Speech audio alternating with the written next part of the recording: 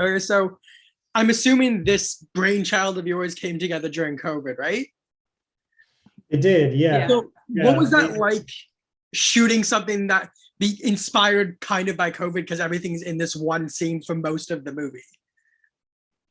Yeah, honestly, the we wanted to make a film that was not about COVID, but that was inspired by the horrific things that we were feeling during that time.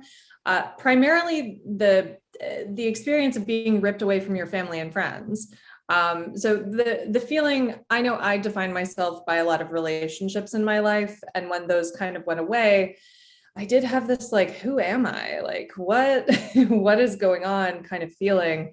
And I think we just latched on to that genuine anxiety and that fear and wanted to explore that a little bit more in an idea that would hopefully live beyond the COVID times. Yeah, it was important for us to not make a pandemic movie, right? I feel like there's always a shelf life when you write something too in the moment. We wanted something a little more universal, something that everybody could kind of lean into. And I think what we found during quarantine that it's that kind of loss of self. It's like so many of us kind of really do define ourselves by what we do or the groups of people we hang out with, or like, and when that's taken away, when that's stripped away entirely, you're faced to actually find, like, ask yourself, who am I without these things? And it was that kind of anxiety, that kind of fear that we really wanted to tap into. So yes, it's a COVID film, but it's not a pandemic movie. Yeah. Oh, 100%. Like I've seen so many movies that are like zombie invasions and like things about like there's a disease going around and they feel very timely for the time, but they're definitely going to have that like dated vibe to them.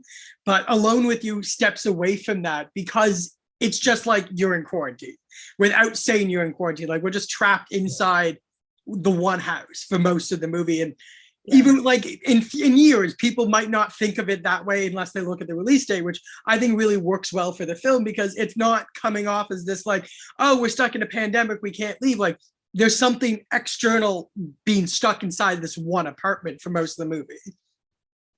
Thank you for saying that. That was entirely our intention. We did discuss the idea of doing something very timely, but ultimately we were like, no, I want people to watch this, in years, this it makes it more universal and more honestly easier for me to tap into because I wanted to turn the news off. I wanted to 100%. like, I can't watch any more of this happening. So creating this narrative, creating this character together, and then playing Charlie, I think was just a beautiful, terrifying escape from the actual horrors outside. Yeah. And leading into that, with you saying it was a beautiful escape in a way, playing Charlie. Charlie's essence of her character is kind of what everyone I feel like was going through. Because like slowly she starts realizing everything she sees and hears isn't in fact real. Like her girlfriend's not coming home and she doesn't know why. And leading towards in the kitchen, she sees something moving that I won't spoil it, but like it's not all as appears to be. And then we keep getting flashbacks of this chest. So how did you separate like the real anxiety you had and brought it to more of the forefront in the role of Charlie for Alone with You? Honestly, I don't think I tried to separate my anxiety at all. I think I tried to use that because as an actor, I've worked for most of my career as an actor. We come from very different backgrounds, which is why we work well together. But my background as an actor, energy begets energy. You can't create something from nothing. And so the energy in me was one of tension, of uncertainty, and any of that real, like visceral emotion. I don't have to work for that. That's there. And so I honestly just kind of harnessed anything that I was feeling during the pandemic and really started looking at it through the lens of Charlie, never denying my feelings, but constantly reminding myself of the narrative that we had constructed. So honestly, a lot of that emotion, in performance, I try to be as genuine and truthful as I can and generous. And, but honestly, I used a lot of those emotions just with the lines that we had written. And a lot of that was just, some of that was exactly what I was feeling. So yeah, like it definitely comes through, because I remember even when you start hearing the voice through the vent and everything's like starting to come together a little bit and gets like more anxiety filled and more suspenseful, like when the laptop's like the time dissolves, like you kind of feel like that suspense and the edge of your seat suspense throughout the film. And again, going back to that kitchen scene, like not knowing and just having your sheer reaction, which is what I loved you did, Justin.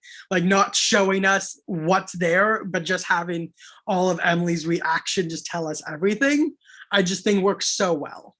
Like just from like a character study and just a direction side, just being able to see your reaction instead of going for that like really immediate, almost like cheap pop of the jump scare, just works so much. That was I mean the Thank way you.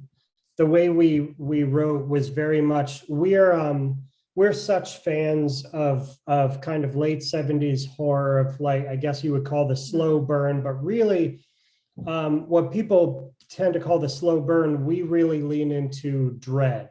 We love horror that is an ever-going undertow, not so much the pop scare, the jump, but rather, I love to give people, I like them to be uneasy the entire time, because that really, you remember that. And that's, so when we were telling the story together, we very early on came to the conclusion that this was about dread, this was about tone, this was about letting Charlie really swim in this uncertainty.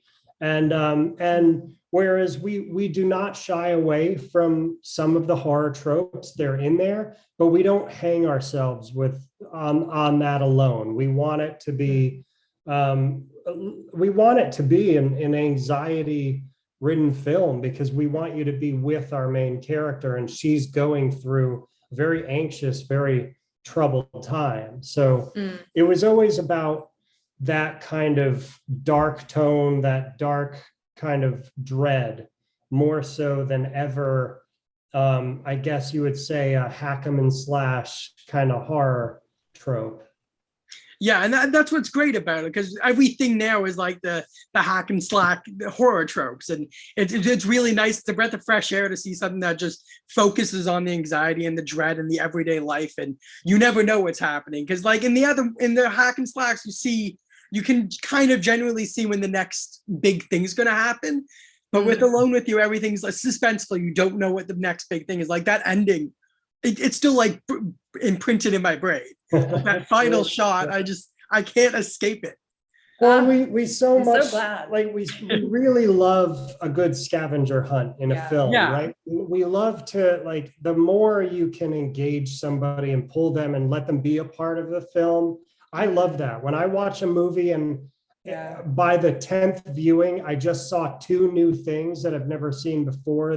That's so much fun. And I love to give an opportunity for our audience to really kind of be in there with us. And the film requires something of its audience. It's not a spoon-fed narrative. It's not hack and slash. I mean, although I love those as well. Oh yeah, we're huge horror fans. Horror fans of all subgenres of horror, but this requires something of the viewer, and it is a scavenger hunt. It is a hunt for the truth, and I think in that way we pair the audience with Charlie. It's weird to say, but like playing Charlie was part of us directing Charlie. Absolutely. Because we had to kind of ratchet things up slowly, nearly mathematically in the edit. She couldn't be too freaked out at the very beginning, but how do we keep that tension and continue building to where it ultimately goes? So I'm so glad that final image has stayed with you. Yeah. 100%. It's definitely embedded in my brain. Oh, awesome. Amazing. But with that being said, what was it like wearing the 3 hats of co-director, co-writer, and star of the movie, and managing to like make sure you're happy from a director perspective, a writer perspective, and an actor perspective with everything you gave? Well, I will say you cannot act and direct at the same time. You just can't. You basically, I was allowed to become Charlie fully and to really give into that character and the descent that she experiences because of the prep that we had done together. We mapped out the script and knew Charlie, and so when we were on set, we would be setting up and we would storyboard as much as we were able to with the time constraints. But we would set up shots, we would talk about the day. And then as soon as it was time for me to be Charlie, I was Charlie. And so I would go into a scene and give in fully, and it became a kind of muscle going back and forth because I would be sobbing during one take and I would honestly like cut, he would say cut and I'd look up and I'd be like, did we get it? And every now and then I would maybe watch playback every now and then, but it really, it very, very rare. It was a very bipolar relationship I had with myself because I had to be there for him as a director. Like he needed a partner on set as well. So that in itself kind of drove me crazy. But again, I used that kind of schizophrenic feeling to help my performance. It was frustrating, it was maddening, and I think that just fed the performance even more. Yeah, so. But and we rely, I mean, obviously being co-writers, co-directors, we rely so heavily on trust. Like we really need to trust one another when it comes to the hats that we do wear. And that being that, you know, every once in a while I'd show her a take or what went through, but there was a lot of just her having to lean on me in those moments that our intention was there on screen. We got it, we can move forward, because I also don't want her to be watching her play a character. She needs to be there, she needs to be in that, she needs to be present. So we tried to avoid that as much as possible. It's already difficult enough to ask her to pull out of that like crazed a character and talk blocking with me and talk camera with me, and then have her get right back in front and click it on. So anything we could do to mitigate that was certainly attempted. And then, of course, I had to trust her to really kind of hold on to our pre-production and our direction, because, of course, I'm running camera, I'm running lights, I'm running all the gear. So I don't get to be much like a traditional director gets to be there with their characters, gets to really kind of you know, experience that with them. I still have that veil of technology in front of me between us. So it was always her working as a director while being there in front of the camera, just knowing what we had planned for, knowing what we were going for. And it's confusing. It's an ebb and flow of information, but it was all, and always has been, will have to be very much based on both of us trust each other so completely. Yeah, and I do have the experience of directing myself in quite a few projects before this, but our go-to phrase was always, did we get it? And just that was said just throughout production. Did we get it? Did we get it? And you know, every now and then he'd be like, we got it. And I was like, are you sure? Can we go for one more? But it was that kind of relationship. And I if he needed another take, we would do another take. If I needed one, I would do one. We both had a veil in front of our directing eye, but we were absolutely there for each other as co-directors throughout this production. Yeah. Awesome. Really glad to hear that, because I felt like the chemistry there. Like, just because of how much you got into the character and having to do everything as partners, there had to be that trust. That foundation was very clearly made. I was very curious into the process behind it, because I can't fathom trying to do all that on my own. That sounds very daunting, but you definitely succeeded at doing that.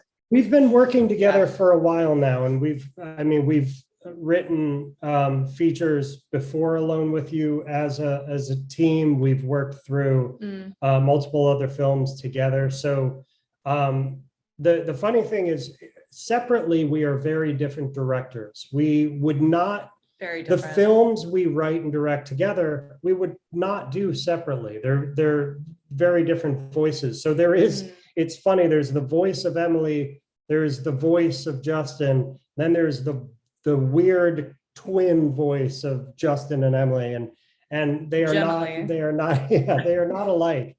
But in that strange kind of coming from it from two very different places, we find this unison that has worked so well, and we have not questioned because it works, and we're able to lock into something that's very exciting together because we know it's very different than us separately. And it creates, I think we will always be directors separately. We have our own projects that we move forwards on. We have our own things. Yeah. But our work together is always very important to us because those are stories that are special to us and we're excited to tell as well. Yeah, and truly the only people constantly ask, you're still together? You're Yeah. like, you're still, because we are partners like in life too.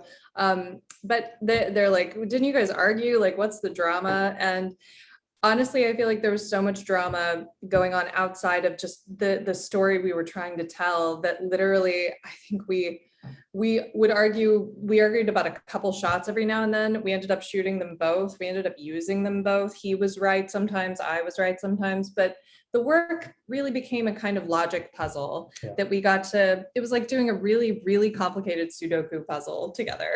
It became really, honestly, something to focus on during this insane time. And, we're just really proud of the film that came out of it. It's definitely something to be proud of. Like it's very well done. Definitely, it's very tightly packed and paced and packs that punch that I'm sure you guys were looking for. It definitely delivers on that. Oh, thank you so much. One last question. Yeah. What's next? Do you have anything in the pipeline? Any ideas floating around? We actually are Several, moving full forward. Yeah, we have a few ideas. One in particular that was actually very much in the works before the pandemic and is now we're going back into and getting ready for that. But yeah, we're not resting. We're moving quick and moving forward for sure. So Good. Expect some fun new stuff very soon. Yeah. I'm very excited for it. Can we have any little like hints or anything? What genre is it? Anything? Sure. Together, so we have projects separately. Yeah. I have a solo feature that's trying to get set up at the moment. But together, we are the first script that we wrote together with the same producers, Andrew Corkin and Theo James. It's a modern day Gothic horror. Again, modern day, but it focuses on the relationship amongst three people, very wounded, very guarded. And it's a haunted house story, but the people in the house are the most haunted. Yeah, it's a very atypical haunting. Nice. That sounds very interesting. Very excited to see that whenever it's done. Thank you. Yeah, well, We're excited us to do too. it. Yeah. Awesome. Well, thank you both very much for your time. Oh, Thank thanks, you. Justin. Thank you. This Thank you has so been much for great. having us. Very much appreciate this. Oh. And thank you for enjoying the film. I'm so Thank you glad. for making it and bringing Fantastic Fest. It is incredible. I can't stop telling people who are like, what do you recommend at Fantastic Fest? I'm like, Alone with You.